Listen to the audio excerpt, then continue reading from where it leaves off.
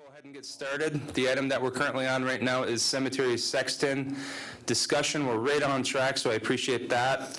Christina is going to give us a recap of how this conversation has gone thus far, remind us where we're at, and we have a lot of staff and community members here as well that contribute to the discussion. So go ahead, Christine.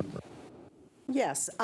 What I gathered from the discussion that we had with the board members, and I think it was Kim Hampton and Larry, brought up the cemetery out west, and you guys actually went and looked at that last Tuesday. I remember the time.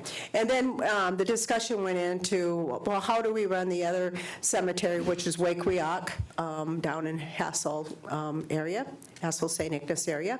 And that's been functioning for about 10 years. And so the board decided to invite the sexton for that, which is Russ Rickley, and also the cemetery committee, and I know they're all here, so maybe Russ or the committee will introduce them.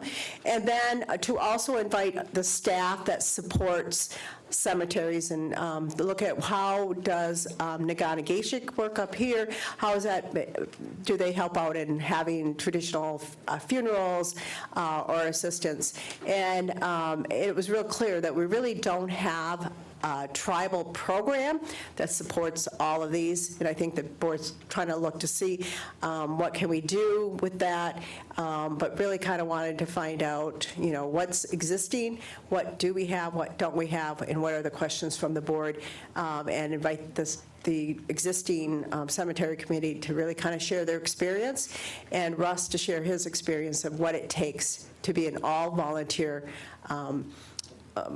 staffing, so people are not paid.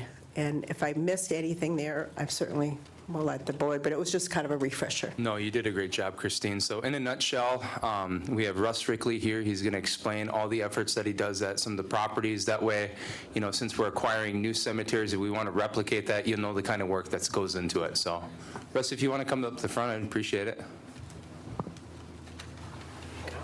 Anybody you want to call up?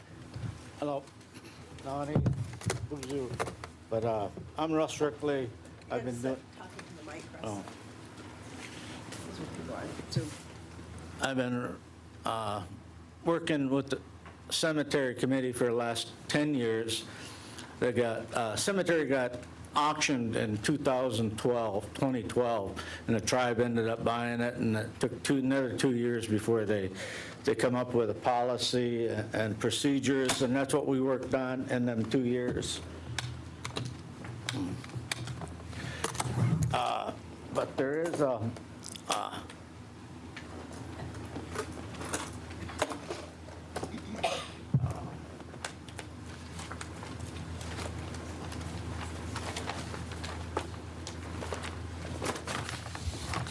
there is a policy and a procedure for our cemetery. We had to draw up a procedure for the Sioux tribe, and I don't know if you guys seen that or not. And then what happened was we had to draw up guidelines for our local cemetery, and each cemetery will be different versus where they're at and everything like that. So some of the hardships that we had there is the cemetery is less than 2 acres. And under that 2 acres, there's 45,000 members in the Sioux tribe. And so it's on a first-come, first basis. There's no reserving sites. There is some old families that's in there. A long time ago when we grew up the policies, it was you had to have a relative in that cemetery in order to be buried there. So that was in the policies, but that went away too as well. I didn't know much about the sexton job, so I have a good friend that was a Rapid City down in Mansalona that did sexton work. And so he gave me all the details, filled me in everything I should know as far as digging the grave sites, marking the grave sites, working with the people. And some of the things that happens is it's not a 9-to-5 job. You're going to go out there 7 o'clock and meet the family, show them where the loved ones are going to go.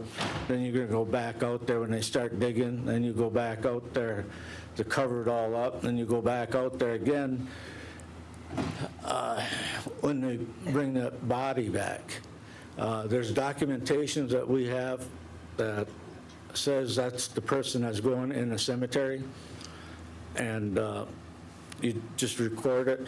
The cemetery is all mixed up. The rows and lines ain't even, so you might follow row 8 and have to go another 10 feet over to catch 8 again.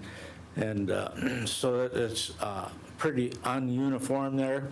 So what we did on a first-come, first basis, we started a new row, and we got them parallel to the road, so they're all even and uniform.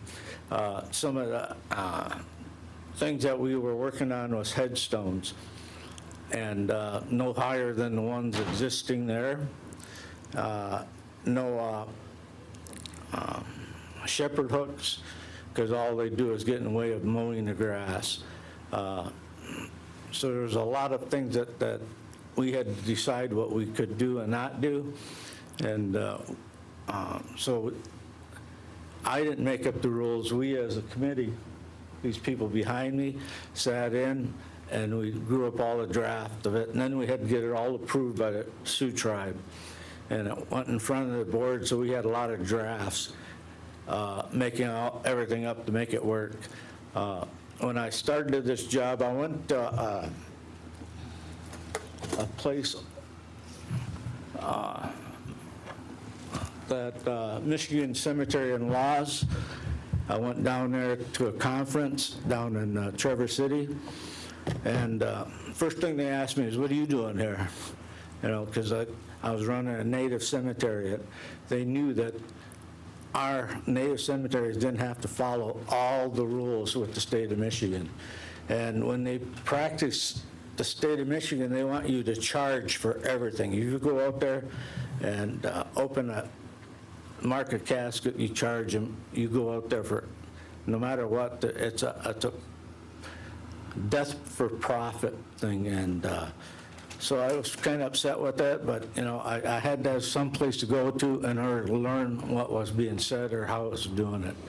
And so I went to every cemetery in St. Agnes, Grove Cap, Catholic cemetery, and got all their bylaws and rules as far as what their cemetery is.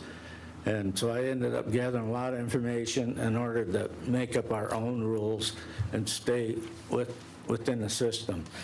You know, so I think they came out pretty good as far as the rules. We do have some issues right now. Some of the natives think that the Sioux tribe should bury them, and what happened was I had to be a bad guy and tell them that, no, the Sioux tribe isn't burying them. It's up to you as an individual to dig your own plot and do all that. And so that was kind of a sticky point after I have to go out there and market and everything else. So I did get a lot of phone calls over that too as well. And but we all worked through it. And right now, everything changes. You know, even people that was digging the grave sites, there's no longer available. There's always somebody else available. Now the lady from the cemetery from Gator, his brother is digging them, and he goes out there at 7 o'clock at night because he's got a full-time job. So he goes out and digs it the night before the ceremony. Some of the things that I had to do is go in front of funeral directors and ask for help, because we didn't buy the vault for them, and we don't have the vault. It's more of a green burial. And so the people, he died, but he wouldn't lend me any lowering straps to lower the caskets in the hall. So they ended up using truck towing straps to lower in the hall. So I had to go out and purchase casket lowering straps and all the wood that goes around the hall, the green grass and everything to make it look like a funeral. Otherwise, the funeral usually does that, but we don't do that with the funeral, so they kind of kicked us to the curb with that stuff. So we went and got it ourselves. But So it was very interesting how it all shook out. We have all that stuff down there in that little shed down next to the cemetery. So after people get buried in there, what happens is they usually end up leaving a gravesite mound up, and they don't take, I give them about 3 months to take care of the mound system, and then what I'll do, what I've done in the past is go there and clean it up, rake it, take all the rocks out, and put topsoil back on and seed it in. So the only family that really did their share or took care of the cemetery is the Cogros, and they had brother and sister die there, and they did it all. They wanted to do it all, so it was one of those things. But do you guys have any questions? Lena has a comment. Yeah, I got a comment. I was here when this project was very first started, and you offered up your, sounds like you got to be an expert through the process. And, it's really touching to see how far it's come with you doing that, and the community that you had involved, with that. And I hear good things, the cleanup, all the kinds of things that Unit 3 and you guys do out there together. And I really appreciate that, because when it very first started, it was just, what are we going to do to take care of this cemetery? And you have really, really did a good job on that, and I just appreciate it. And I just wanted to say that, Russ, because you've done a really good job on that. And now that you're bringing all this forward, because we're talking about taking care of our other cemeteries, and I just think that is really super cool that you put all that work into it and never asked for anything, and your committee out there, the old Indian families that we have over there. Thank you. Does anyone else have any questions or comments at this time? Well, I can say something similar, Russ. I think you and your team of volunteers have gone out of your way to maintain that cemetery. And I think with us acquiring other cemeteries where our ancestors are buried, I think we can learn a lot from the efforts that you put into the property that you manage. So hats off to you. Kudos. Thank you. Thank you. Anything else you want to present on? Anything else that we should be aware of? Like I say, each cemetery and the area is getting. Do a Veterans Day for veterans committee up. Would you like to come on up the front and speak in the microphone, ma'am? Did you guys all come up? The committee, why don't you come up? Come up and introduce yourself. We honor our veterans every Veterans Day, and I make up these little cards for the families. And then I also have a prayer for our veterans. And then I also, if I can get this open, have the sweetgrass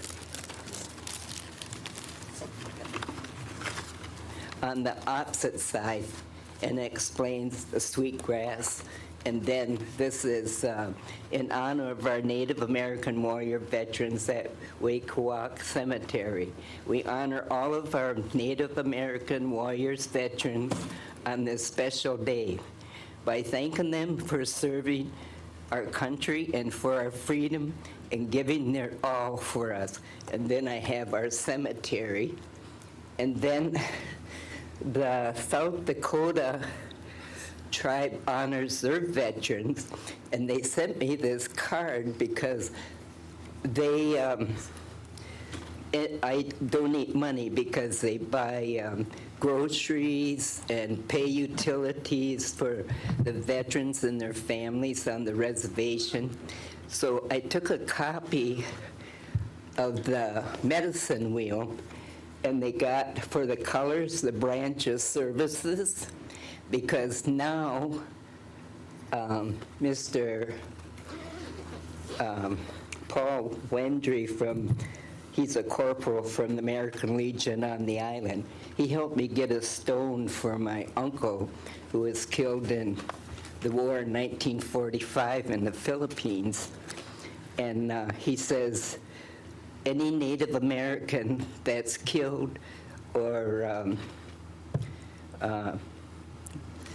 that got killed because he says in the Philippines they got a cemetery where they keep the U.S. soldiers, and then they contact families, see if they want their bodies shipped back, or otherwise they just leave them there in the American cemetery. But anyway, it says the red is for the Marines, the white is for Air Force, the yellow is for Navy, and the black is for the Army. And my uncle has one of these on his stone that he has. It's one of the big marble ones because he was killed in the Philippines. And because Paul says, do you want a gold cross or the medicine wheel? I says, I'll take the medicine wheel. So he's got that on his stone. And he's buried at the Old Carp River Cemetery. And then we also had the prayer in there for our veterans. Thank you. Yeah, I appreciate you sharing that. Thank you. Let me add, that's our fall ceremony. We do a Veterans Fall Ceremony, and that's the time we take all the flowers, dead flowers off, and put the wreaths out. Very good. Does anyone else want to share anything that's here And today? we also make the wreaths. Yeah. We have a committee. Yeah, and I'm asking because I don't know, where do you guys get the funding to do that? I mean, is that out of your own We donate everything? whatever we want to help our cemetery and our people Right, that's right, buried there, so. yep. I give her to go in here.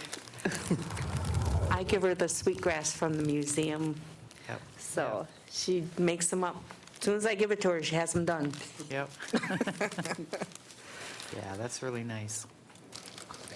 Yeah, I appreciate you guys doing that. Maybe we can scrounge up some funds for you guys. Aaron? I think, I appreciate all the work that you guys do there. What happens, because this came up because we're looking at potentially, no, did we already make the decision? I think we support it. There's a cemetery in the Unit 4 that we have the opportunity to take over, basically. But we have really, and I think I saw Cecil earlier, maybe it was, there he is. We don't have a set plan, and it's all kind of volunteer, and I do think it's time for us to take this another step, because we have Gem Island, we have Wilwalk, we have Wakewiak, we have, what's the other one in Nema? Indian Point, and then this new one, and there's going to be more after that. And to be honest with you, we don't really do a lot. We don't have a significant commitment from the tribe to support these grave sites. Also, you could add the Italian, it's called the Italian Cemetery, but I know a lot of my people are buried in Hessel. And so it's really left up to the volunteers. The effort that happens is based on the volunteers. Wilwalk was maintained really, really well for many years because Danny McKelvey personally dedicated his effort there. There's some parts of Wilwalk that are really well kept right now because family members are keeping it up. Other parts, not so much. But we did invest quite a bit of money for Wakewiak, and I remember I was really nervous, so the board voted to send Danny to kind of to hold me in line. Because during the bidding war, I was afraid I was going to get carried away and end up $1 million. So we have put some resources in some of the different cemeteries over the years, but it's not anything consistent. And we don't have a consistent practice like we do at Wakewiak, because once we purchased Wakewiak, then it became part of our inventory, then we had to assign buildings to monitor it, and so that's like the business part of managing the property in addition to the volunteer work. So we're trying to think about how to set this up for the new property in addition to what we're already doing. So, and I think it's worth our effort. I know the Huron Band has a standing committee that is a honorary committee, so it's Veterans and Cemeteries Committee. We don't have that. I mean, we created the Wakewiak group, but we don't have that otherwise. And we need to have that. And we have graves on Meccan Island, too, that are our people, going back since the beginning of time, because that's where we landed when we came from the East Coast 3,000 years ago. So we don't have a concentrated effort, we don't have a commitment, a concentrated commitment, other than Wakewiak. And it's just kind of happenstance. Sometimes we do things, sometimes we don't. And it's time to take it to the next level. So I support that, whatever that looks like. Appreciate it, Aaron. Anyone else? Okay, Bridget, sorry. Just want to say this group does a lot of good work.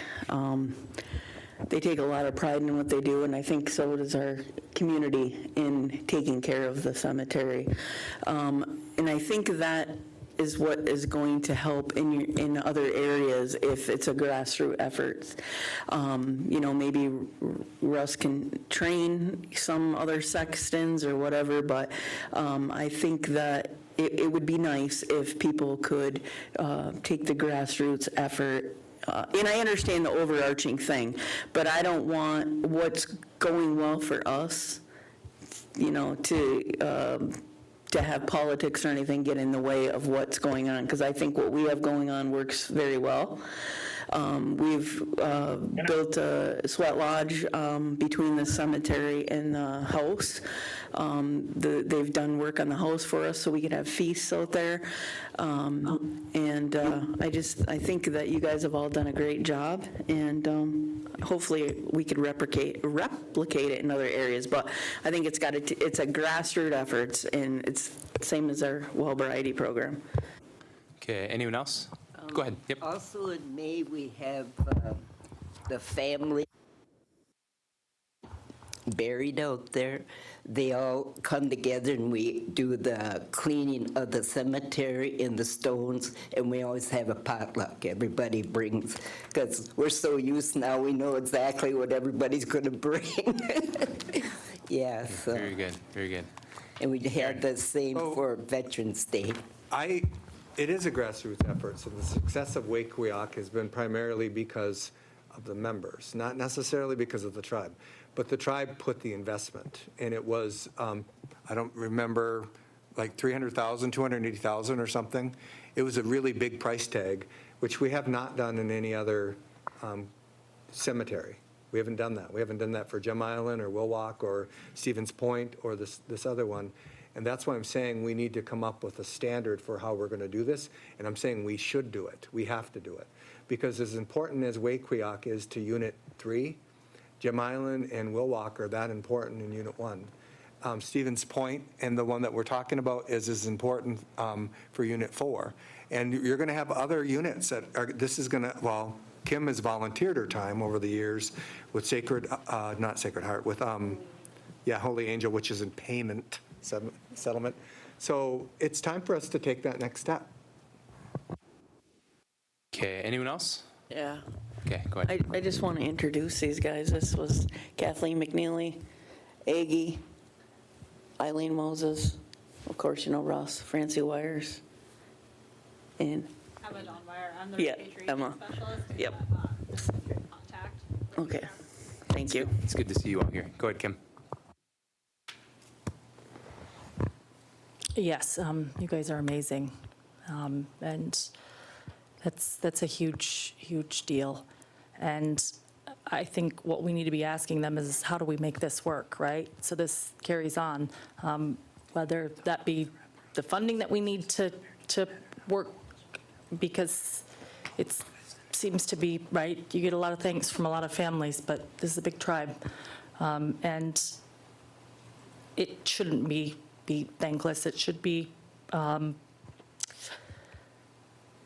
taken as one of our highest priorities, taking care of our ancestors, because none of us would be here if it wasn't for them.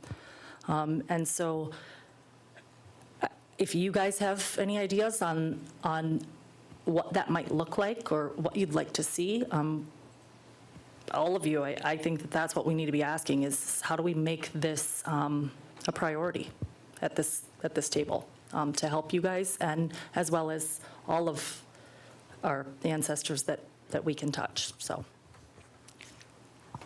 Okay, go ahead, Kim. Wakefield was the very first, one of the very first meetings I ever attended 10 years ago. And you guys have come a long way from that meeting, and it's a job well done.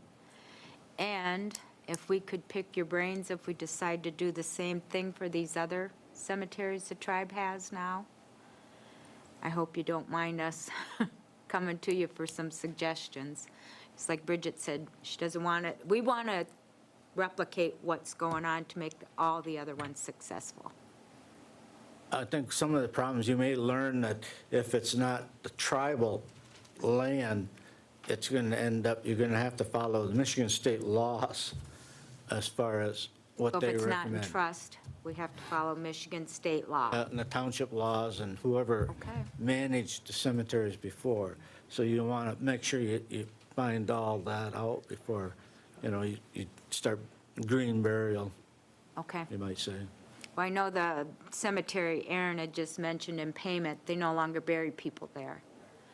So if you're putting someone there, you're sneaking them up in the dark. Or Jim Island. Yeah.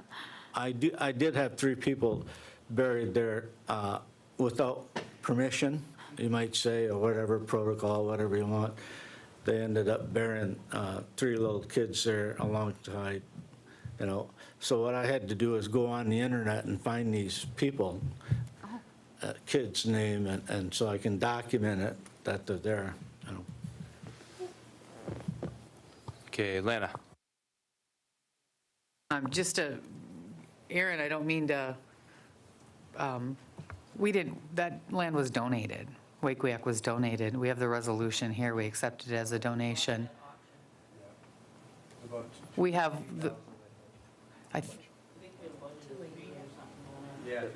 the resolution said we would accept it as a donation, so you guys went in and, did you negotiate that? No. I just didn't know, I didn't know what. The I thought- original was they wanted to donate it, Yes. and that Yep. was when I was out of office, and nobody followed up. Yep. And then they changed their mind. Then they wanted to sell it, though, but then it went into an estate. So then they did have an auction, but I was really worried that I would get carried away during the auction, so the board voted to send Denny with me. So we didn't have sole authority to spend anything. But I believe it was about, maybe, I thought 280, but it might have been 380,000. They had an opportunity to get it donated. But it was the right choice Oh, because it has Indian burials on it, just like Wilwack also has that. Because if you just go past where the trees are, there are mounds, and we did have Susan Shocker check that out many, many years ago. She was a professor at Lake State. There's ancient Indian burials. Wherever there is a burial site where there are Indian people buried, it's likely that it was originally an Indian burial site. So you just got to look a bit further. And we did confirm that at Wakewiak. And we were worried that somebody else would acquire it and then not respect our ancestors that are there. So. Okay, anyone else? Did I miss anybody? Isaac. Hey, Russ, I just want to know how you fit this all in between your bike rides. I'm leaving tomorrow for Maggie Valley. Yeah. No, I just want to thank you all because we don't have a committee on the island, but we kind of do the same thing for Wilwack Cemetery, and we didn't pay a dime for Wilwack, okay? That's because my negotiation powers, I was very forceful in getting it, but I guess, I don't know. I think the priest just liked me, so. But anyways, we want to thank you for everything, and I'll be picking your brain because we got to do something on the island, right? You an altar boy? Yeah, I was the altar boy for some time, yeah. I think we all were when you're on Shunk Road, but yeah. But thank you, appreciate it. Anyone else? Okay, again, I appreciate you guys being here. I appreciate the good work that you guys do. I think that we can learn a lot from what you guys do at the properties that you manage to the different properties. Russ, unrelated, but in 2-3 weeks, we're going to be doing the ribbon cutting for the Wellbriety Center on Shunk Road. I would be honored for you to be my guest at that. I know that that's really important to you. It's important to me, too. Spent a lot of my career before I became chairman in the recovery community, but I can give you the details, and we're going to have a recovery, not a recovery, the Wellbriety Center right on Shunk Road, and I'd love you to see it. So if you would do that, I'd appreciate it. Yeah, any of you guys that want to go to it. Thank you. Just a little background on Wellbriety. I got introduced to Wellbriety about 10 years ago out in Seattle, and I didn't understand what it was all about. And then 5 years later, it come across the United States, and I ended up meeting Don Cahotis, and I ended up becoming a facilitator for Wellbriety. But it took me 2 years in my heart to start the meeting, and the meeting's been going for 4 years now. Very good, very good. Yes? August 18th of this year, it'll be our 10th anniversary. Could you please buy us a cake and ice cream to celebrate? Yeah, we would love to. Maybe we'll do more than that too, so. Yep, Thank you. absolutely. So repatriation, there's a repatriation element to this conversation as well, if we could begin that. Yeah. Anine, I'm Emma. I'm the repatriation specialist and the administrative contact for Wakeweok. I meet with the committee at least twice a year, if not more, when they need me to meet with them. And we use Wakeweok as our repatriation grounds. So it's really important for us to be able to use these other cemeteries to have repatriation sites if those ancestors came from somewhere over closer to one of those as well. Okay, very good. I did not know that. That's awesome. Anything else that we need to discuss today, guys? I'd like to say one thing about, we do have a mound system. It's at the Tiki Campground. And I went up there and was doing some smudging for that lady that owned the Tiki Campground. And she was willing to donate the mound to tribe. So if she ever sold Tiki Campground, it would be a protected site.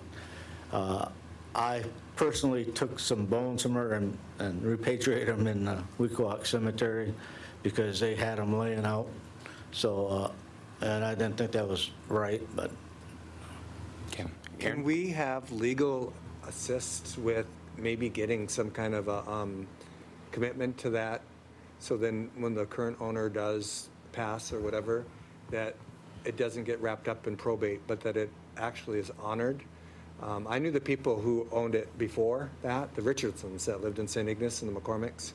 So they wanted to do something like that, but it never happened.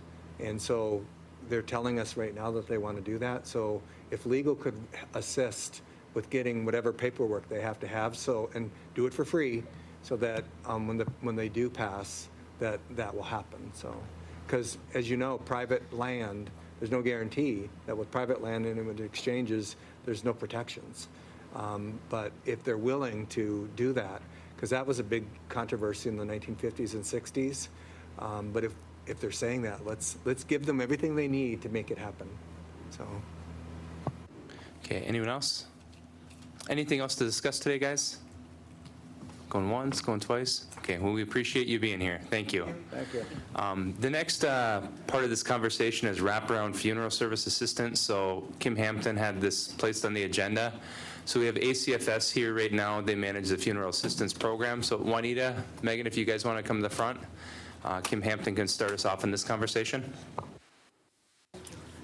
Yeah, good afternoon, everyone. So I understand that we do have funeral services through ACFS. However, I feel we need to have something more of a full wraparound funeral services assistance, in a sense that when somebody does pass away, they can get some financial help like we currently provide now. However, they also need to have assistance in who do they contact to have their loved ones buried in one of our cemeteries. Also, we need a cultural part to it. Who do they contact to, have a traditional funeral done? So, currently over here, I'm honestly working on 2 funerals right now, trying to simply find somebody to do a prayer, possibly drums, One other wants the whole on traditional. It's really, really difficult. We don't have one specific person. When somebody does pass away who's tribal and their family expresses to the funeral home, we would really like to have a traditional funeral done for our loved one. The funeral home doesn't even know who to contact to get all of this coordinated, so I'm at a loss. We need something, but I don't know exactly what departments that we currently have might be able to help or anything like that. Okay, I appreciate you getting us started. If you don't have anything else to add, Tyler's got his hand up. Call on him. Tyler? Thanks, Kim. I know that you and I had kind of brought this up, I think, a little over a year ago as well, about trying to get some training for West End folks to help host traditional funerals. We have like a handful of people that can be contacted right now, and we do rely on citizens from other tribes as our caretakers. But I know with the cultural division expanding slightly, we can get some consistency, and it shouldn't really all rely on them, but it shouldn't rely on just like one or two people in the community either. And to, if there can be some teachings. We have some elders and then some people like working age people my age in the communities in our areas in the West End there that are interested in learning the protocols to help with the traditional practices. As far as Unit 5, the drum is for the most part taken care of because we have more than enough people trained in on the drum. So we do split duties there and send that out whenever it's requested if we get enough people. But yeah, that's just something that I wanted to add on to that is that, while families, again, families generally don't even know what access they have in the tribe for funeral resources. Some people do want to have at least some traditional parts of the funeral to happen, even if they're working with a funeral home or, something of that nature. They just like to know that they can access somebody for ceremony. So having a go-to place like that, or some contact information, but at the very least, trying to get some trainings in our communities for the protocol for our people, because a lot of it was pieced together based on pieces that were passed down to families. And some of us are learning in that capacity, but it's not consistent because it's being pieced together. So just a thought on that too, because it's something we had talked about a while ago, even to get traditional medicine to come down and help train a few people on some protocols. It just helps families with comfort levels because we've had to go in and do some prayers and some songs in a couple of nursing homes for people that are on walking towards the end, and then we've gone to some actual homes where some people were on hospice, and they just wanted the feel of their culture and tradition there present before they walked on, and it's really complicated. I know you guys know how complicated it is, but it's really heavy when it just is a few people that are constantly doing this all the time, and that's really not like what they were called for, because it's sad to see have to be there for everyone that walks on, and it's even sadder for people that are reaching out last minute and they're just like, I don't know who to contact, so expanding that, at least in the teachings aspect, will be, I think, a little more sustainable in our communities until we can get something consistent, and that's just my 2 cents there. Okay, Aaron, Kim Hampton, Kim Gravel. Yeah, so this could be one of those threshold moments where we figure this out, because I know there's a perception in other units that that's a service that's provided in Unit 1, but it's not. In fact, our staff that work in culture, who happen to be some of the same people that perform those traditional services for people, over the years, there's been a conflict. And some people even have, over the years, not currently, but have been written up for it. So we don't provide that service. We provide access to a facility, and that should be really clear how to do that, because I've had problems getting access to the facility. And it shouldn't be based on, a lot of it's based locally on Tyler Bouchard, because he's a good guy, right? So you call Tyler and he sets it up. But it should be part of somebody's responsibility, so it's not seen as an interruption of their job, but it's something we actually support. Maybe we're at that threshold moment because we just approved the cultural staff for the other units. They could be, and you got to be careful because this is the kind of stuff that is a traditional practice. It's not an employment thing, but we can support it, and we could avail our team members that are cultural staff to learn, to be supportive. Somebody should be responsible. I would support this. When somebody passes away, you contact somebody, and they do a wraparound and explain everything that goes into it. Because right now, if you don't already know that, and if you're not lucky enough to reach Tyler, or before it used to be Les Ailing, and Les did it all. I mean, we would help people, we would explain, talk to people during their time of grief. We don't do that. We don't do that out of ACFS. They handle the funeral assistance. So we have bits and pieces, but it's not comprehensive, and it's not anywhere really other than Unit 1. So, and then we should support people that are doing it. So fire keepers, do teaching so that people can learn about it, because people will do it if you call on them and they want to learn it. There's a thirst for this. So, but we don't have a coordinated effort to make that happen, and we need to do that. Okay, Kim Hampton, Kim Gravel, and Mike McRitchie. Yes, so I saw Tyler Bouchard. I had sent him a couple emails already today, and he had some questions. So I'm hoping that the questions on whether, because I had asked him, like, if there's some way we may be able to get somebody over on the West End to do those kinds of teachings. I'm hoping that Tyler's explanation, LaPlante, was, I guess, kind of covered what Tyler Bouchard was questioning exactly on, like, what exactly was I looking for. Tyler LaPlante covered it quite well. I heard Aaron Payment say something about the new positions we have coming in for cultural.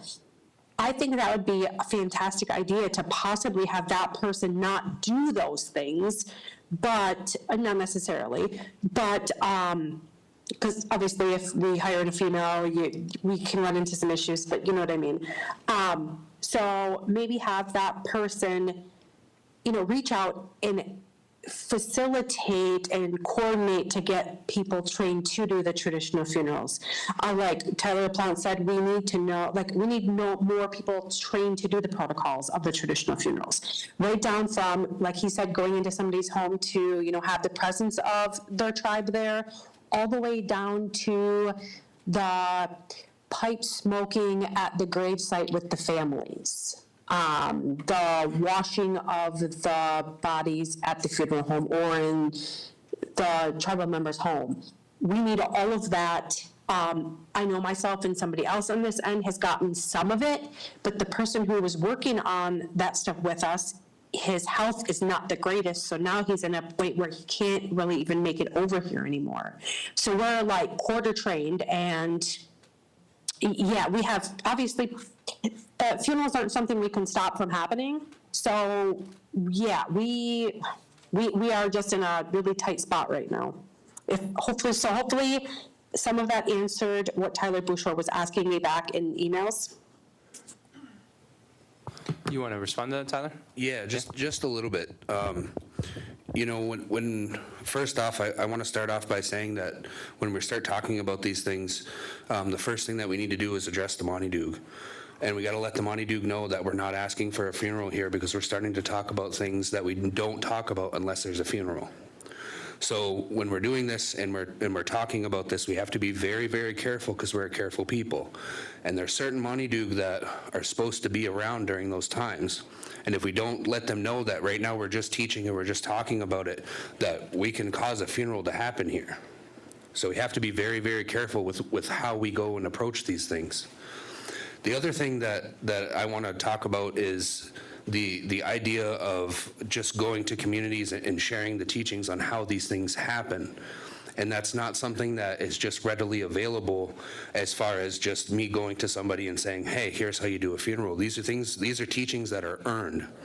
And they're earned by doing the things that need to happen. They need to fast. They need to be a community pipe carrier. Anything that has to do with my position as a cultural activities coordinator has nothing to do with my position in the community. These are things that I've learned through years and years since I was 18 years old, going and doing ceremonies and watching fires and going through that process. So for those ones who want to learn how to do it, they have to either come here when there's ceremony and create a relationship with those pipe carriers so they can learn those things. And that's where I am in my journey, is I've created relationships with the elder ones that know these ceremonies, and so I get asked to come in and help. And that's how I have learned how to do it.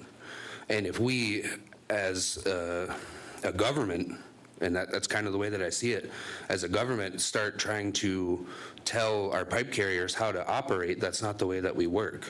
We operate from a Monty Duke perspective. And so we are spiritual people, and our government trying to control how our spirit works and how we learn from spiritual beings, you're going to hurt people.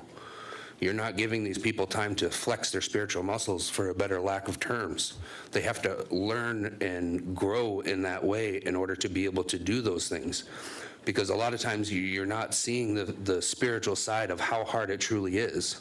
Nobody sees me go home after a funeral and collapse on my couch because I'm physically exhausted. Nobody sees those things. So if we're going to go this route, we have to be very, very careful, and there has to be relationship building, and there has to be, we have to be very careful. In this area here, we only have 3 or 4 people who do our traditional funerals. And it's very, very hard. And another point that I want to make, we're in a time right now where our baby boomers are going to start going home. And they came in with a boom, and they're going to leave with a boom. So this is going to be something that is going to become very, very difficult, especially for those ones who carry that burden of having to do it. It's not something where I'm saying I won't ever do that for my people. I love doing anything for my people, but it is a burden that you have to carry once you know the teachings and you know what needs to be done.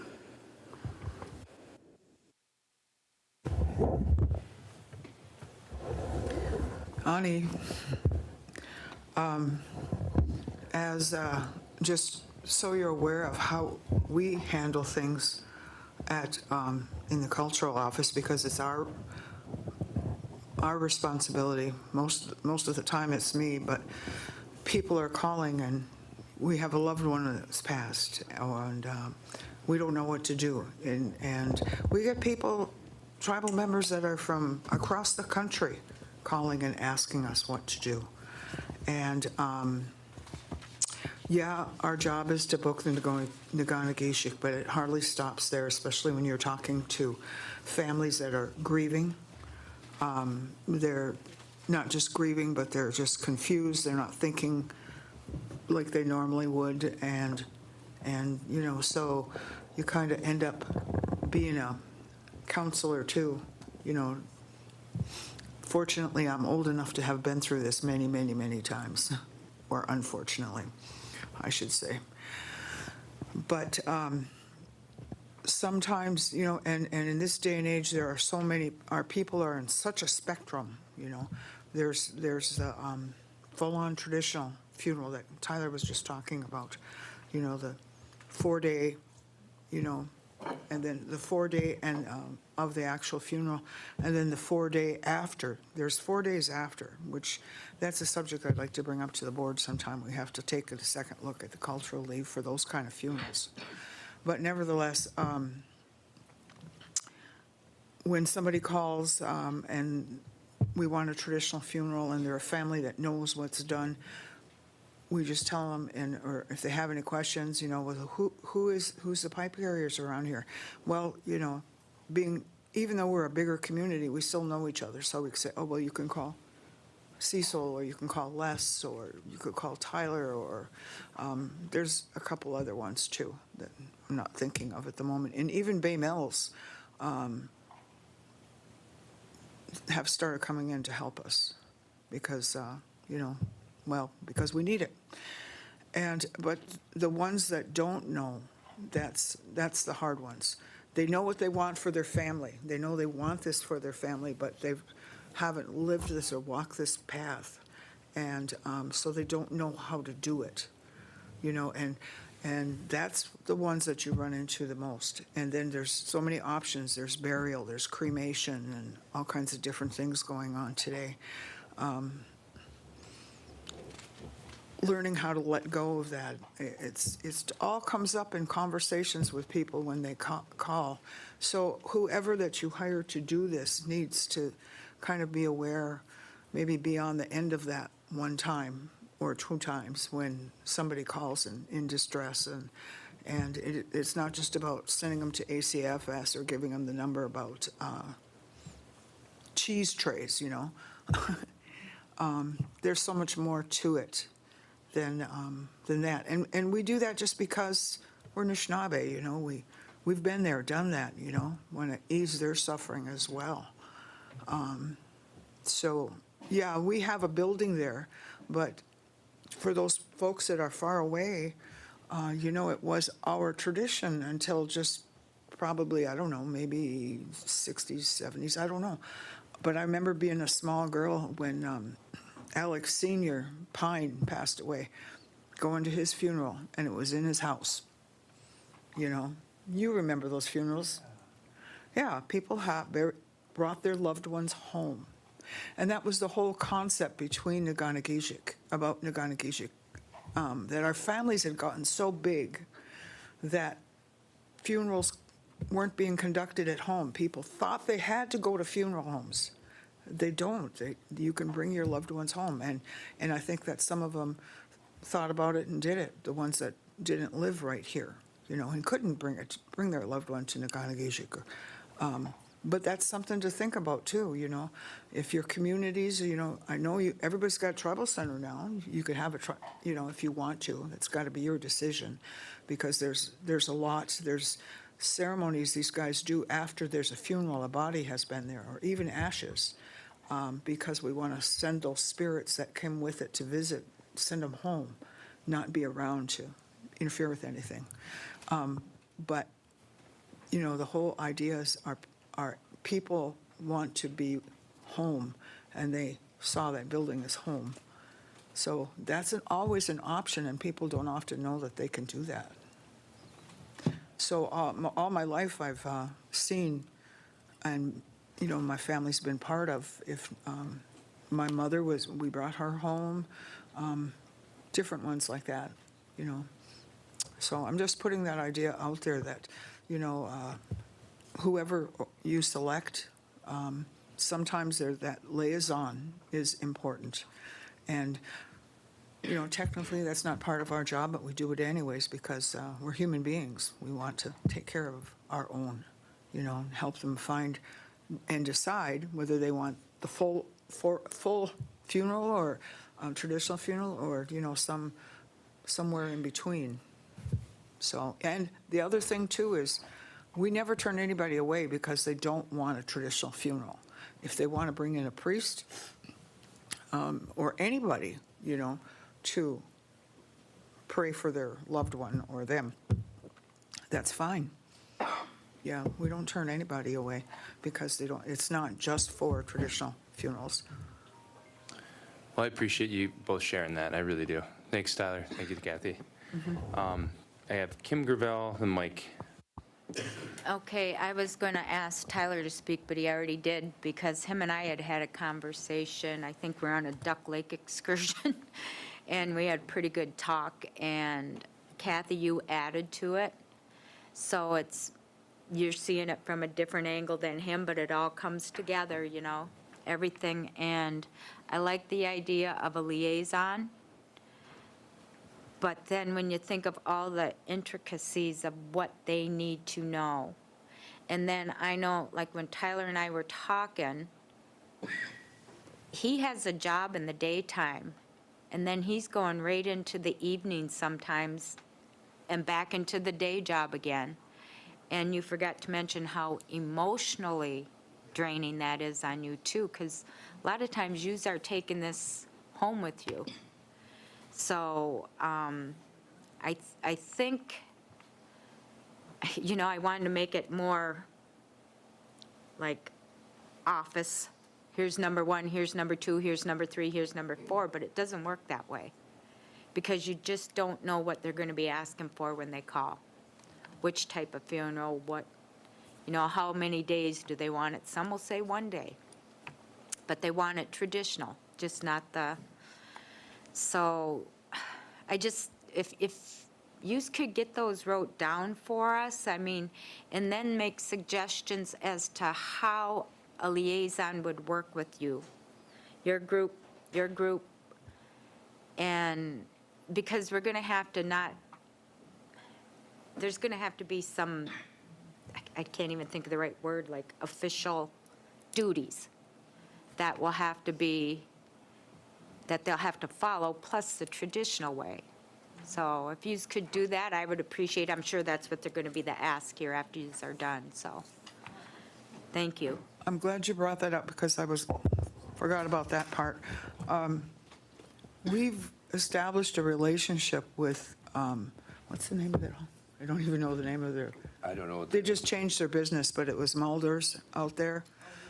And, Her name's Marley. That's all. yeah, and the majority of tribal people seems to go to them, or if they come to us and ask, we'll suggest them because they work with us so well.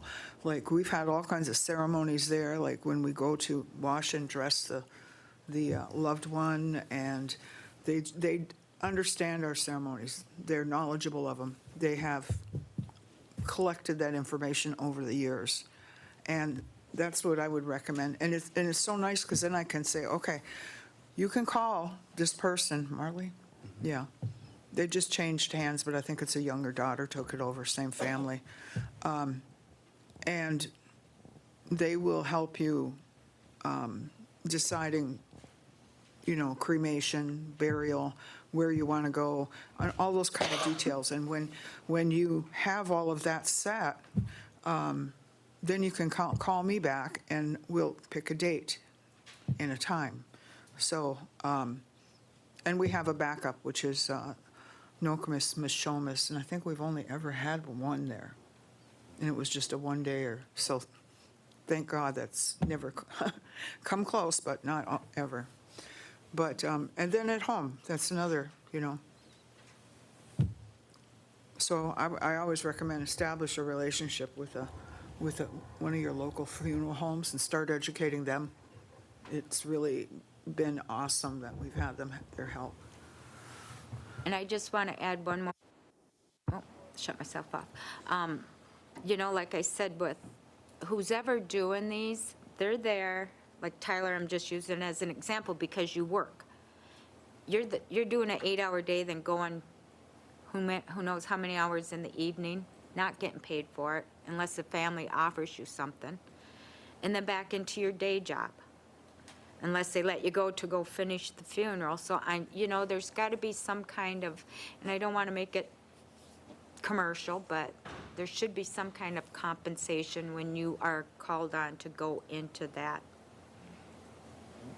And I don't know if that's something that you can accept for stuff like that. Well, we do have cultural leave. So luckily for the way our cultural leave policy is set up, anything with a traditional funeral, there's no hour restriction.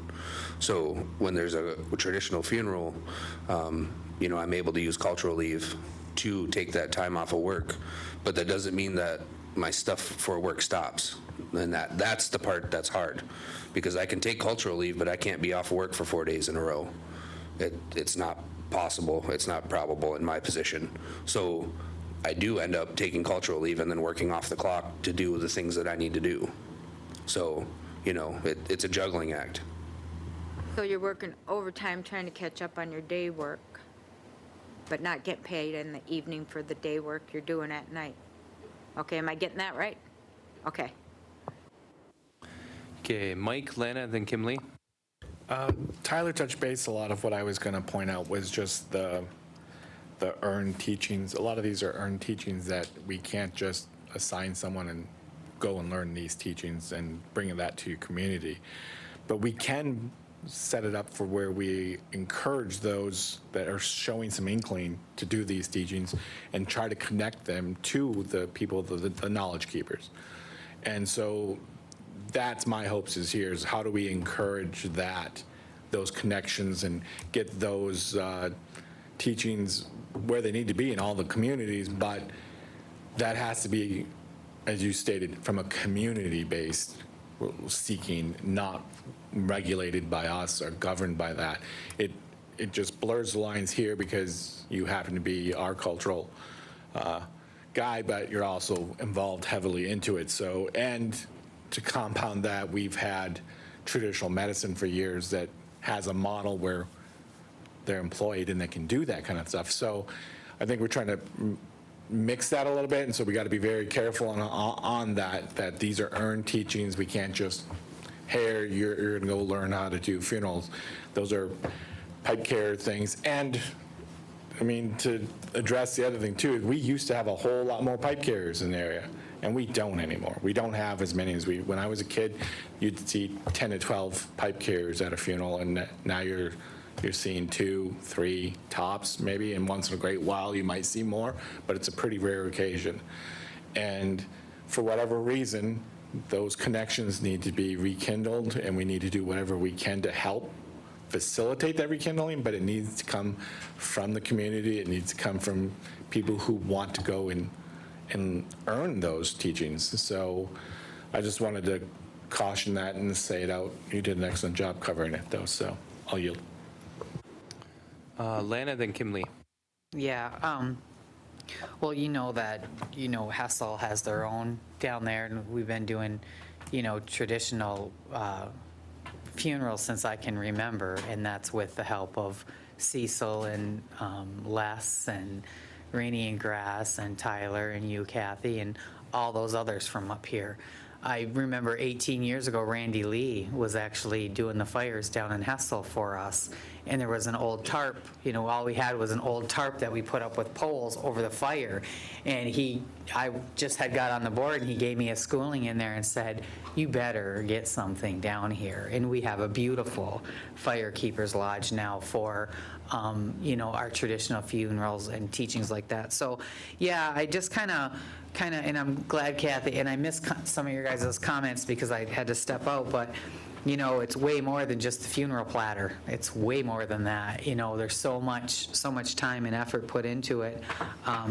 And I know that, this liaison, that is, I agree with Mike, that it's not just going to be, we're going to put out a job description and then they're going to be able to offer up a traditional funeral.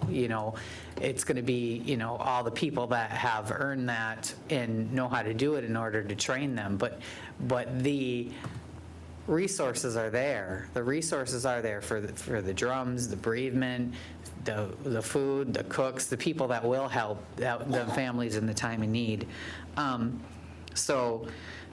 Yeah, I don't know how we're gonna go forward on this, but it's gonna be, that is such an important job that they're gonna have, and it's gonna take, and I know ACFS doesn't have the resources. They can, refer, and then there's only a handful of people in the cultural department to do that.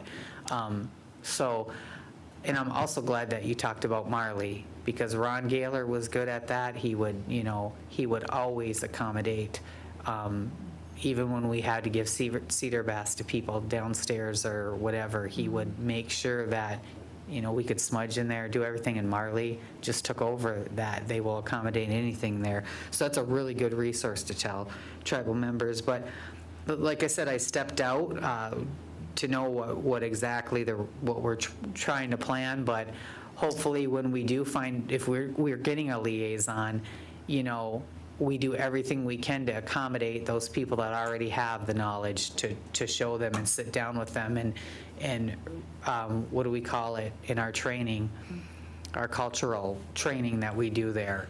Sensitivity, is that what it's called when we do that at orientation? Culture sensitivity training. That's going to be one of the most, in my opinion, one of the most important positions we have in the tribe. So dealing with tribal members that don't, they know what they want, but don't realize, what it takes out of a person too, to do those things. So I always remember one of my mentors, Kathy LeBlanc, she's always saying, why is it the only time we get together is at a funeral? Which is true, but, that is where a lot of those teachings are shared in that kind of situation, and I just always felt that it was meant to be that way. But on the liaison, I was just going to say, like, one of the things that we do, like, I can't do funerals. I mean, I go to funerals, I help out, I cook, that kind of thing. But a liaison can give the person a place to go, because they shouldn't, you're gonna wear through them really fast if you have them doing funerals. They should be in a position to, okay, you can call this person. And for those of us that have had traditional funerals, as you know, that once you pass that sema to that pipe carrier, then the family's out of it, other than to talk with that person and express their wishes. They don't have to worry about pipe, they don't have to worry about firekeepers, they shouldn't have to worry about cooks, dressing. That pipe carrier takes care of all that. He knows who does all of those things. That's, some of my teachings. So, but, you have to identify that pipe carrier. And I was talking with, he was in our office the other day, one of your current head firekeepers, Lana, is Jeff Cosley. And he was asking, I didn't get a chance to share that with you, if there can be some kind of pipe, or not pipe, but maybe pipe, but firekeeper gathering to educate some of these young fellas that want to be firekeepers. Because there's, you got to, sometimes you got to get who you can get, but you want them to know what it is that they're doing and how special that is, and it's often an open door for them to take more steps towards fasting, and maybe, you never know, you might get some pipe carriers there someday. So anyway, just, that's. Kim Lee? So this is a great first discussion, and Miigwech for you guys sharing those teachings with us. And obviously, it's going to be much greater than what a lot of us sit here and anticipate. And I'm glad you did bring up Marley Six. She actually, I think, owns about a half a dozen funeral homes now in the UP, has taken over Reamer and Gaylor's, and I worked with her when my dad walked on, and she's a hardworking woman, but I think that at some point, maybe even asking her to come sit at a table with us, because she's kind of taken over on that end of, and working through some of that with her, as well as the new person. I think that we're going to have a lot of people sitting at the table, and what does that look like, right? To fully wrap around and to fully encompass what that means. It's going to be a huge responsibility, and to find somebody that's fitting for that role is going to be a big deal. So what that job description looks like, I'm not sure. but yeah, and I think that this conversation is going to have to go further than that. And I'm not sure who gets to write that job description, but it's going to have to be pretty creative. So that's all. Okay, so I don't have any more hands up. Juanita, Megan, can you guys describe the funeral assistance program? Just for the members that are watching, like what kind of assistance we offer, how you apply for it, all that kind of stuff? So right now, basically what our role is we really usually come in after a funeral, after services. The member applies. The application is online, and also can get it at our office. We provide $1,000 funeral assistance. There's no income guidelines, and it is a nationwide to all members. So yeah, I feel very appreciative of everything I've actually learned here today. And our role is really just basically processing those applications and providing the financial assistance for, which is very minimal, because funerals are very, very expensive. And it's whatever the family wants to use that funding for. Okay, I appreciate it. Any questions or comments regarding that program? Okay. Okay, well, hearing none, I appreciate you guys being here. Same for you, Kathy, Tyler, same for you, Cecil, Emma in the back. I imagine this will just be the start of this conversation, and I appreciate everything that you guys have brought to the discussion. So, miigwech, guys. Thank you. Let's take a 5-minute recess, and then we'll cover the last item on today, which is enrollment. The enrollment department has 3 resolutions that they want to workshop with us that will be on a future meeting agenda. So 5-minute break, and then we'll tackle that.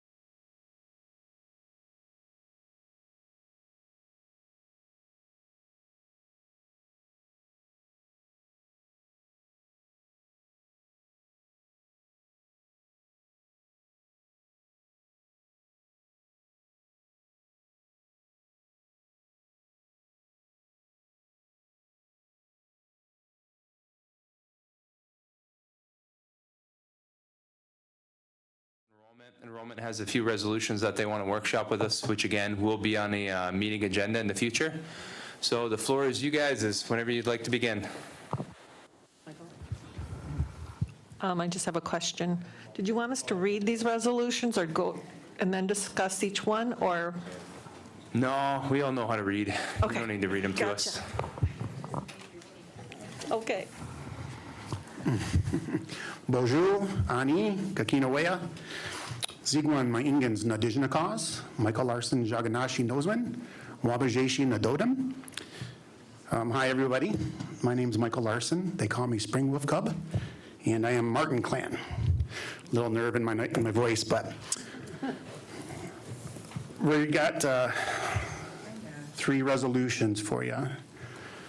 And the first one is 11.103, Special Needs Enrollment Committee. Our primary changes to this resolution is to have 5 representatives from the 5 units, with seeking those outside of the units as well. Any questions? Any questions so far? Lana? Yeah, we have a couple of the same issues on different committees, so to get an outside, outside the unit member on there, are they going to Zoom? Are we going to pay their, travel if they want to come up for, because those are questions that we haven't even answered for other committees that we have. So what is your guys' thought process for that? We are set up for Zoom if we do get those outlying individuals that do apply and are approved by the board, they can Zoom into the meetings. What if one lives in, say, Kentucky, and they want to come in person to the meeting? Are you guys going to have it in your budget to pay them travel? No. Okay, and that's why I'm asking, because other committees have asked that same question, and we haven't answered that for them. So I'm, it's going to be strictly Zoom if they're on it. Right, and we did discuss every different opportunity for them to come or whatever, but yeah, we kind of wanted to make it consistent across the line what other committees are going to do, and we don't know what that is yet, so. Okay, thank you. Okay, anyone else so far? Okay, Bridget? First of all, I think 12 is way too many. I mean, there's 12 of us and we don't get anything done. And that's just a lot of opinions and stuff. So, I mean, even if you can get to like 7, I think it's fine to say you'd like representation from each one of the units. And that's how the Housing Commission is set up, but you don't always get that. So after a certain period of time, you take whoever wants it. I don't know that you need to, I thought that all the committees were allowing for outside representation anyway, so I don't know if that needs to really be in there, but legal can tell us that just because we've kind of opened it up to that anyways. But 12 is too many. The reason that we did it this, or we recommended doing it this way, is because this code, similar to like the election code, it spells out exactly how the makeup of the committee is supposed to be. And right now it has, you can see this stricken out language. It has District 1 has 5 representatives, District 2, it had this language in it, right, that mandated the different districts or units to have certain amount of representation. So we felt like that was kind of boxing in the enrollment committee to not being read as being open to outside those, quote, districts or units as we use it in other codes. And so that's why we wanted to do this, incorporate it into a code change. Certainly, you could just strike all that and just say it'd be 12 members and we can get members from wherever we can, and then just do the rest by policy. That's an option too. But we're trying to keep it somewhat consistent with the old language and just modify it for the needs based on that resolution that the board passed last year, opening up all the committees. Okay, Aaron? So I'm trying to think about why we had representation from the units, because that doesn't really make sense. It's not necessary. It's not like, you're representing to make sure that we don't cut too many people out of your unit or something like that. It might be just a vestige of what we had a long, long time ago, and nobody can explain it. Mary Murray probably could have explained it, but she's not here anymore. So I don't know that we need representation for each of the units. So I think that I say pick a manageable number, because the purpose of the committee is to hear recommendations from the staff and make sure, it's a check and balance, to make sure that we're following everything according to the code. So I know over the years we've had one of my cousins, who I won't name, but he's from Unit 4, who used to he wanted to get on the committee because he wanted to remove people. And we've had board members in the past that got on the committee because they wanted to remove people. And that's not why you get on the committee. You get on the committee to interpret the code. Do these people meet the requirements or they don't? And that's what you need. You don't need somebody that's got an agenda coming onto the committee, so. And I didn't name my cousin's name, but he's also our chief. Anyone else? Okay, we can keep going then. Thank you. Moving along to 11.106, proof of ancestry. We have updated that to include collateral ancestor for those that are wishing to apply for membership into the tribe. Julie can provide maybe a little bit more detail into the collateral portion of that. If you guys remember about, I don't know, it's been months now, was it last year even? 3 or 4 months, yeah. Okay.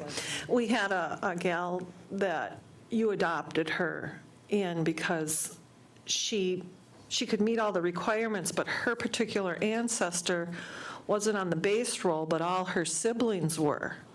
So we want to allow for that type of issue when that comes up, that we don't have to bring it to the board every single time, or they don't have to be adopted in. I don't know if you remember her, but it was her and her daughter. Son? It was a minor child. Yeah. So, and those ones I would be bringing to the committee every time, not just enrolling them. If you have any questions. Aaron? So if I understand it, it wouldn't be like collateral that they're not Indian. Correct. It would be that for all intents and purposes, is that what that's saying? That we believe them to be Indian, but for some reason, we just can't find that final document that ties them to the family, like a birth certificate. Well, it's not that we can't find the document. It's that, I'll use that gal as an example. Her particular ancestry, she could go all the way back to like the 1820s with her family, and traces back to a Susan Pond, or Rachel Pond. And Rachel was like the oldest of all the siblings, and she must have took off and went with her husband she traveled around a lot. He was a fisherman. So she didn't get on the roll like her siblings did. That's what I meant. Yeah, and So then their they're parents aren't on the roll because it was such they went back so far. Yeah. So, So yeah. they're Indian, and I mean, Yes. everything you look at collaterally shows that they are, but and you would have birth certificates, that part would not be collateral, but it would be potentially that when they did the census, that 10 years or whatever originally was, they just missed it because the person might have already been 18, they might have already got married and moved out. Exactly. Yeah. Yeah. Okay, anyone else? Okay, we can keep going then. On to number 11.110, loss of membership. We changed the word his to their ancestry, and that members to their membership. And then we added into the resolution, a relinquished member may be eligible to reapply for enrollment in the tribe after 10 years from the date of relinquishment. Aaron? I support that, but I think 10 years is too long. Because the people that I know that have done it out in a haste, and they were angry, or one guy wanted to be white, and he thought by disenrolling he'd automatically be white. It's like, no, you're still an Indian. Look at you. But I think 10 years is too long. I think that we used to have this punishing approach when people would relinquish, that basically like, you're dead to me, And we shouldn't be that way. There's reasons why people come to us, and they just don't, for whatever reason. One of those persons that doesn't like me at all, but I respect that person as an Indian person in our community, I think made a mistake, and I would love to be able to have an option for that person to come back. That might have been 10 years for that person by now, but I think rather than continue to punish them for a mistake they made, maybe 5 years would be enough. So 10 years seems to be too long. Okay, Lana, then Kim Gravel. I think you're right, Aaron, it's been about 10 years, I know who you're talking about, and I completely 100% agree with Aaron. 5 years, I mean, and anybody, and I don't know all the relinquishments, but as long as I've been around, it's because of a hurt some way or the other. And, you know, and our code was that it is final, it is done, it is dead to them. They're dead to us, and that, it shouldn't be that way. So if they choose to want to come back to their tribe, they should be able to do that. So I don't know, were you guys hard and fast on the 10-year, or was that just threw out there for just, okay. So I agree. Put out there. I agree that, you know, if they're a member, and there's Indian people out there that have been hurt for one reason or another, that should be able to come back. Yep, if they choose to. Yep, thanks. Kim Gravel, then Bridget. Okay. Then Isaac. If I remember when they brought this, Aaron had made the recommendation about coming back in after relinquishing, and you told us to go back to the committee and come back with what we thought. So we threw it all around there, and we ended up with 10 years. So, you know, it's up to the board. The committee ended up with 10 years between, how many's on the committee, 6? Yes. So there's 6 of us that decided on 10, so if the board feels different, we need to know so we can change that. Okay, Bridget, then Isaac. Yeah, I would agree with 5 or even, I mean, I don't know, other than printing another card and the things that, the benefits that someone could get, even having a time limit. But, I mean, there's only been a handful that I can think of the time I've been here that have done it, so I don't know that there's a ton of people that, do they even need to wait 5 years even? Because like you said, most of them were, either they were going to another tribe, or they were mad at Sioux Tribe for something, and they thought, well, I'm going to be out of here, and, you know. So, I think 5 is better than 10, but if we even go less than that, or not have anything, let them come back, aside from printing a card and whatever we have to go through as far as counting that person, but I think the less is better. Okay, Isaac, then Kim Gravel. Yeah, I'm totally in agreement with Les. I think 10 years for some of us, it's like a life sentence, so we need to reduce it, right? So if we could do that, I'd support it. Kim Gravel. Okay, there's a little bit of history to why there ended up being a time period, because there was an individual that would get mad, relinquish, come back, relinquish, come back. I mean, this happened at least 4 that I can remember. And so it was like, we can't, you know, people get mad, yeah, okay. They do. So I think there should be at least 5. I mean, we ended up at 10, but I'm okay with 5 too, so. But they need direction about whether it's 5 or whatever you come up with. Anyone opposed to reducing it to 5? And would you guys have an issue with that? It sounds like that's the consensus of this room. Okay, so without objection, then let's change the proposal to 5. And if anyone has a differing opinion on meeting night, they can motion to amend.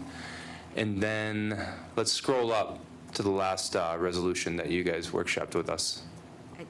I think Julie had something to say. Oh, I was going to ask you if you felt that they can just keep relinquishing over and over. Should we address that, or just?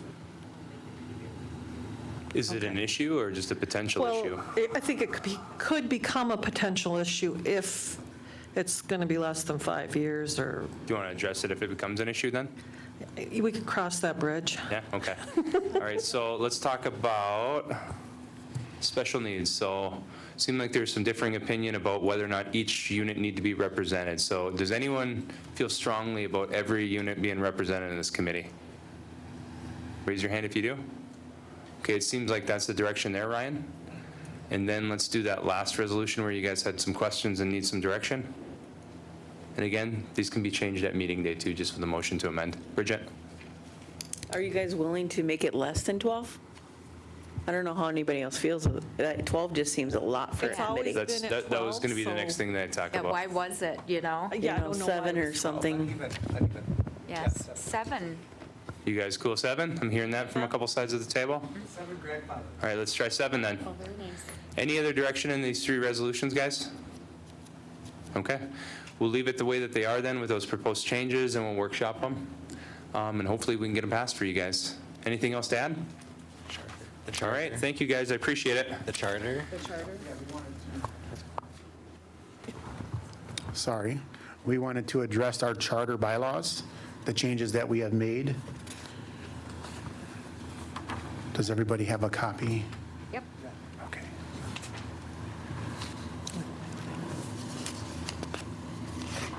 Okay, this is good. In regards to the current charter, we have amended specific articles. Primarily Article number 2, authority.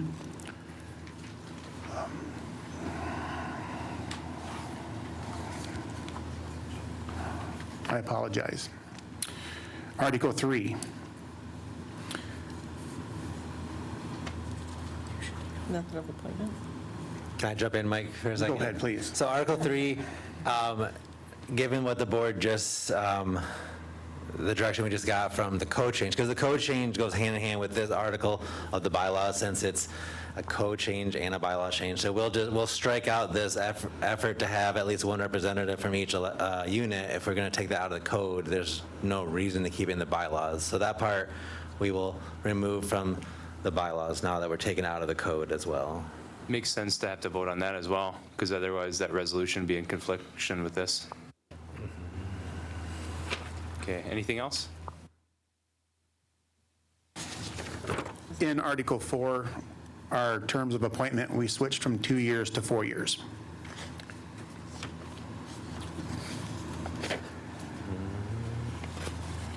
They were like the only committee that was 2, I think. All the rest were 4, so this is just to marry up the enrollment committee with the standard years of terms for most committees, or for a lot of our committees anyway, are 4.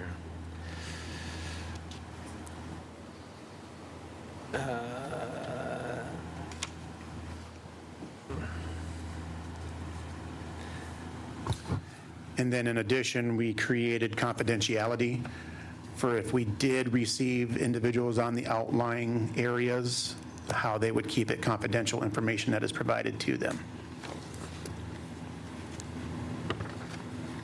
Go ahead, I Aaron. have a suggestion. So it might be time to modernize and not print out a bunch of stuff. So maybe they just don't, nobody gets a hard copy. That is, when you have a virtual meeting, you can just show the information. I don't know why somebody would actually want to have copies of that information.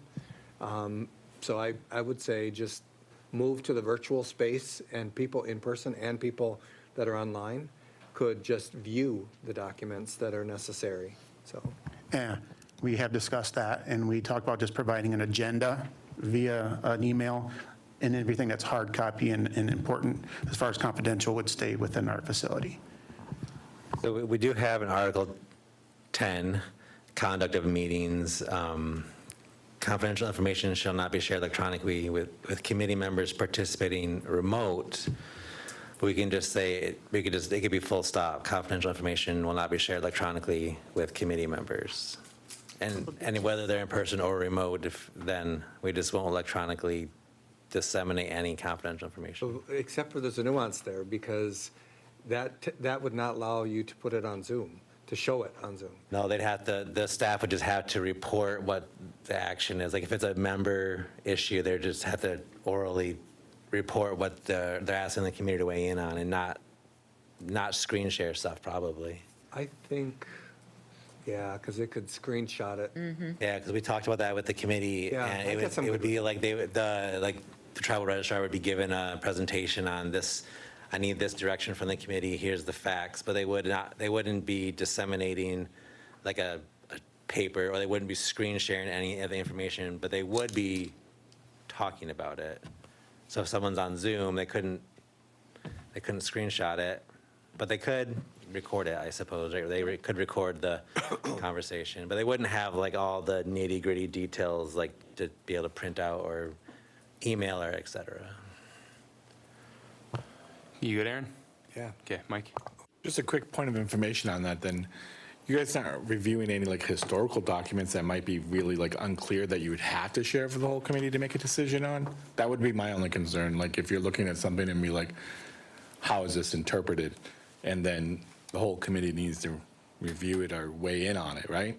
So long as I'm not prohibiting you guys from being able to function, I'm perfectly fine with something like that. I don't know what you guys are doing with it, so I would just have that concern that we don't want to tie your hands that you can't even share a document online. So I just would be leery of making sure that we don't tie your hands up so much that you can't share stuff. I get with where you're going with this, and I think you can accomplish that a lot by having the person report and just give the info, but I don't know if there's going to be instances where they might want to share something and say, this is what we're looking at here. So I just don't want to be overly prohibitive either. So just keeping that in mind. And sometimes, yeah, Michael, sometimes we haven't had the issue because we don't usually have people on Zoom very often. Everyone's usually in person for the meetings, but Julie will sometimes pass around, like, I don't know, the birth certificate or some other document because they want to see what she's talked about, how, like, if it's an authentication issue or if there's some other issue and she's describing it, sometimes we will show them the document so they can get a visual of what we're describing. So that does happen currently. How to do that on Zoom. Zoom is great, but there's some things that it's hard to do if you're trying to also protect potential membership data. So. Okay, Kim Gravel? I was just going to say what Ryan did. It's the identifying information of somebody who is still alive that you hate to put on a Zoom thing where someone could screenshot it or whatever because of the privacy. But anything before them of any deceased ancestors, that's no problem. We could share that. It would just be that person or the parent that's still alive. You couldn't do it because of the privacy issues. So I think we would be able to explain it, or Julie and Carrie would be able to get it across to them what we're looking at. Right, or white out some like private information. Yeah. And then show them. Oh yeah, we could redact things as needed. Yeah. Okay, I don't see any more hands, so we can keep going, guys. I do believe that covers it. Okay, any final questions, comments from the board? Go ahead, Lana. Yeah, we talked about this a couple of weeks ago or a while back about the internal procedure we had for reviewing or re-looking at certain individuals' membership. And we had, it's kind of still not clear to me, but it sounded like, if somebody walks in there and says, there's a question, I'm questioning Kim Gravel's membership, then you guys look at that. Are we, what is it, I know it's not going to say in the code how we do that. I wouldn't mind if it did, but how we do that. But I think there has to be some kind of procedure in writing and it to be clear, maybe not so much for you guys, but you guys aren't always going to be there. It's got to be the same across the board for everybody.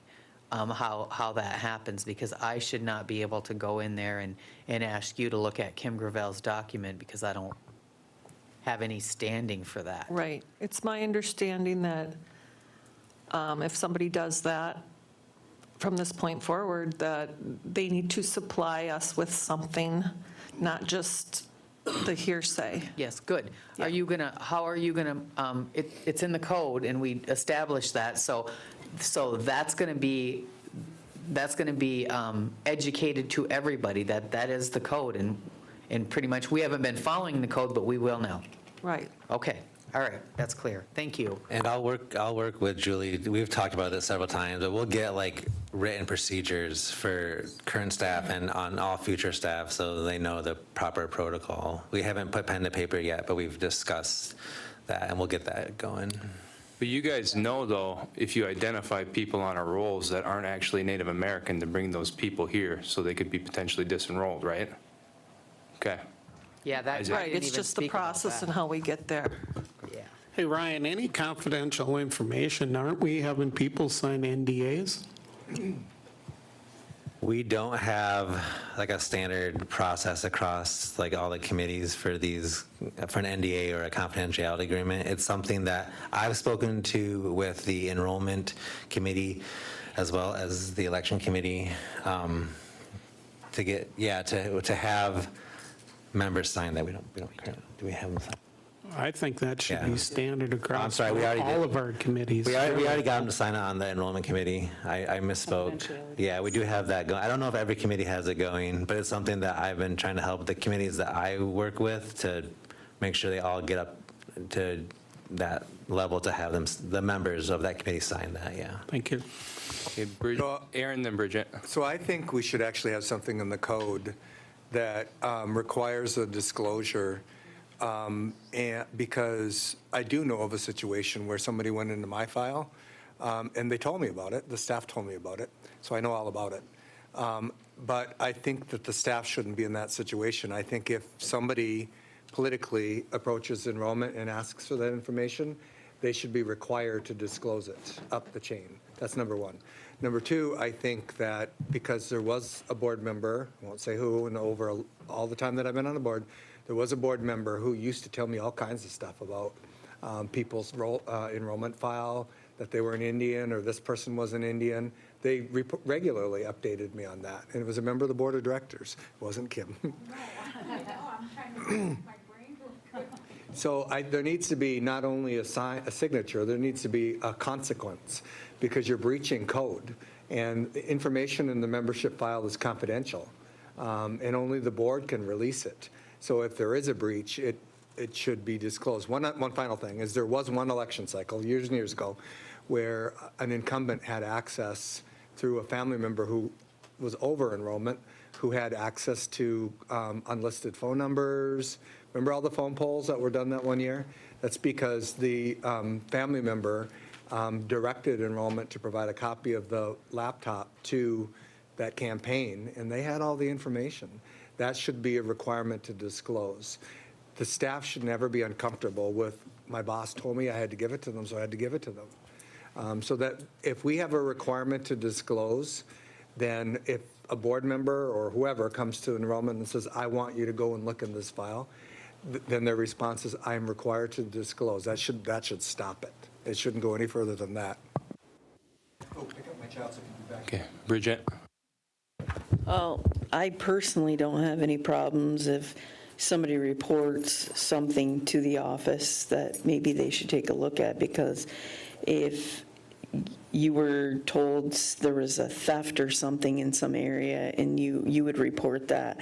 So I don't personally have a problem with somebody, if they find out some information, pass it on for you guys to check out. Obviously, I think sometimes people have access to grind and whatnot.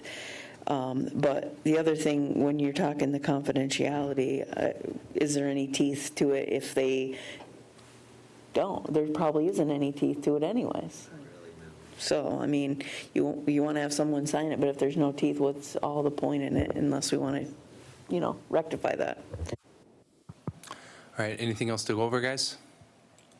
Okay, we appreciate you guys being here. Thank you. All right, so we're going to, Danny needs 5 minutes with us closed. It's a business-related matter, so we'll go close, then we'll open up for a couple minutes of agenda review, and then we'll open up the meeting.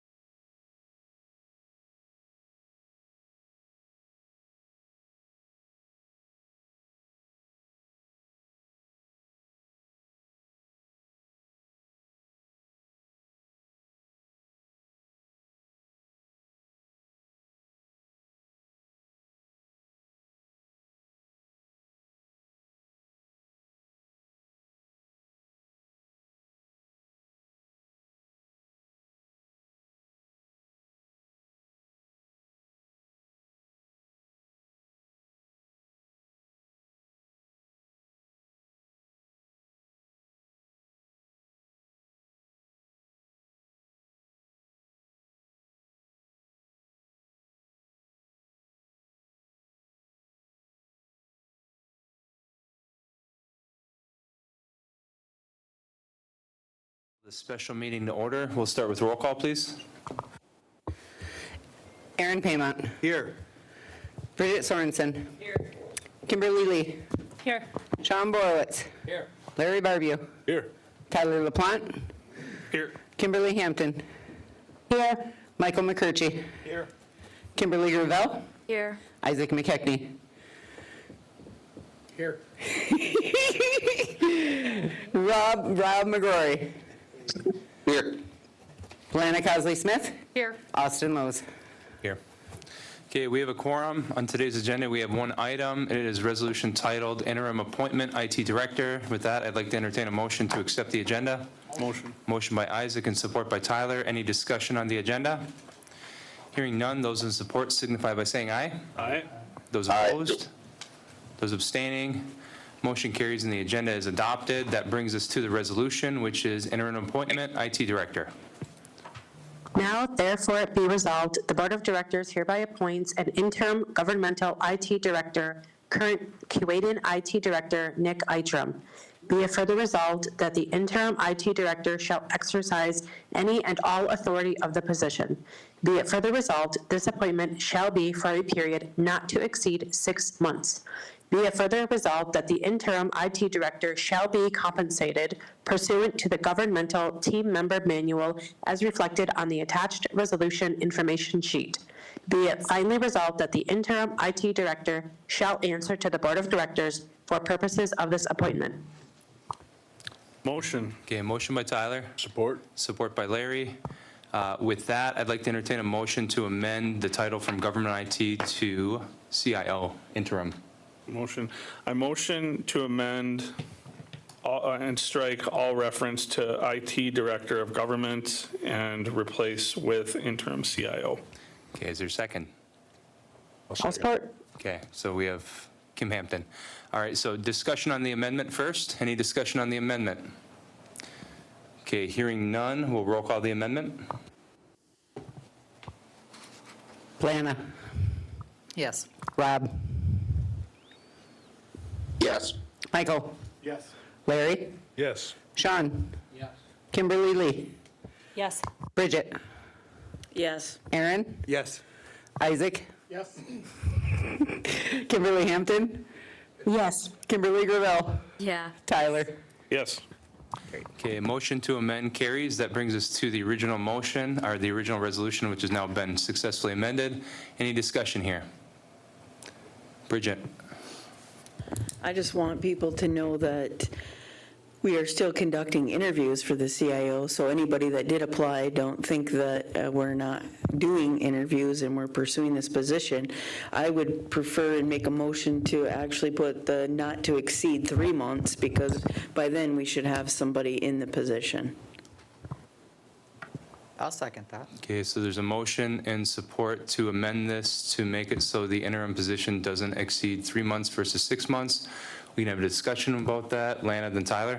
Yeah, and if it's, I just, for discussion, I did the 3 months. If it stays 6 months, it stays 6 months. But when we had a conversation this afternoon, one of the things was where we were at with the timeline for the CEO, current CEO position, and we have some things moving forward on that.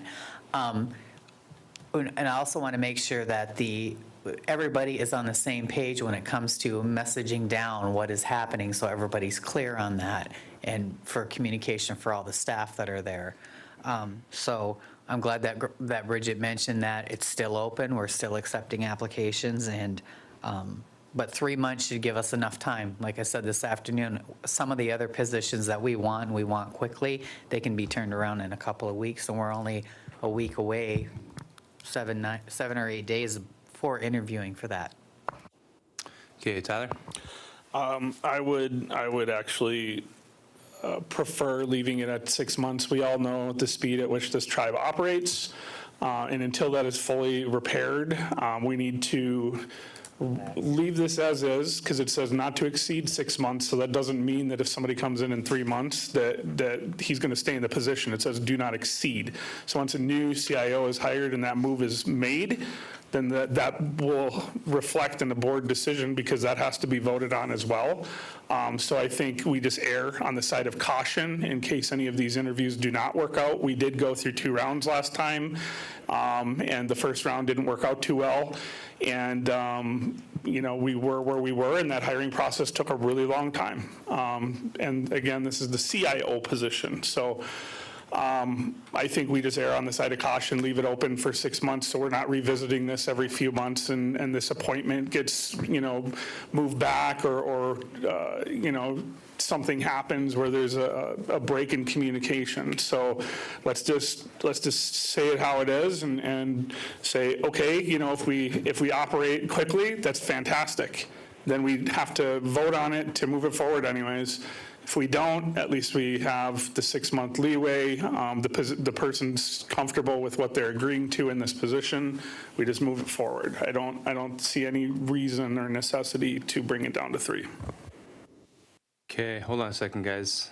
I have Kim Hampton, then who else wants to speak? Isaac, then Aaron, okay. Okay, so I'm in agreement with Tyler. I support leaving it at 6 months, just to err on the side of caution, in case, things fall through with the applicants that we have. I would just prefer to keep it that way. Thanks. Okay, Isaac, then Aaron? Yeah, I'm in agreement with the 6 months, and simply because I don't want to be forced to make a decision on a CIO I'm not comfortable with. We already did that once. It didn't work out. The IT director that was not recently, he's been gone for over 2 years now, probably, I think, isn't it? Somewhere around there. He's been gone, and there's really been nobody manning the ship since then. So I think, what's the rush now to try to fill that position when we've been dragging our feet for a couple years on it? So 3 more months, hopefully we can find somebody in this next round, but if we don't, it took a long time just to get it posted, get the interviews out there, and find some candidates. And like Tyler said, we went through 2 rounds of interviews the last time. And this one's going to be Zoom first, then it's going to be in person, right? So, and we don't hire fast. I mean, usually it's 2 to 3 months, so. Okay, Aaron? So I wasn't here when we did the interviews the last time, and as I understand it, that several board members didn't participate at all. So I think it's unnecessary to try to limit it to 3 months. I will support up to 6 months. I will vote no if it's up to 3 months. Okay, so I don't see anyone else. I would keep it at 6 months for the simple fact that, yeah, we have some interviews scheduled with some applicants, but we have no idea whether or not they're going to give it good interviews, whether or not they'd be good fits for our organization. When we filled this position last time, we only had, I think, 2-3 people on the interview, but it took a couple rounds. So the first round was on Zoom, and then we flew the individual to Sault Ste. Marie. But I mean, all that takes time. We don't know whether or not we can afford some of these candidates. If that's the case, we may have to go back to the drawing board and repost, re-interview. And in the original resolution, it says not to exceed 6 months, so it seems like it's just playing it safe, so we don't have to come back here and extend it again, so I don't see any issue with it. So we can roll call this. So a yes would signify that you want it lowered down to 3 months, a no would be keep it at 6 months. Any questions before you guys vote on the amendment? Okay. Tyler? No. Sean? No. Kimberly Gravel? No. Lana? Yes. Isaac? No. Larry? No. Kimberly Lee? No. Rob? No. Aaron? No. Michael? No. Bridget? Yes. Kimberly Hampton? No. Okay, motion to amend fails. That brings us back to the resolution. Any further discussion? Okay, hearing none, roll call then. Isaac? Yes. Larry? Yes. Tyler? Yes. Kimberly Gravel? Yes. Lana? Yes. Bridget? Yes. Aaron? Yes. Kimberly Hampton? Yes. Sean? Yes. Rob? Yes. Kimberly Lee? Yes. Michael? Yes. Unanimous. Okay, motion passes unanimously. So that concludes all the items that we have on today's agenda. So without objection, meeting adjourned. And hearing no objection, meeting adjourned. Thank you, everybody. The recording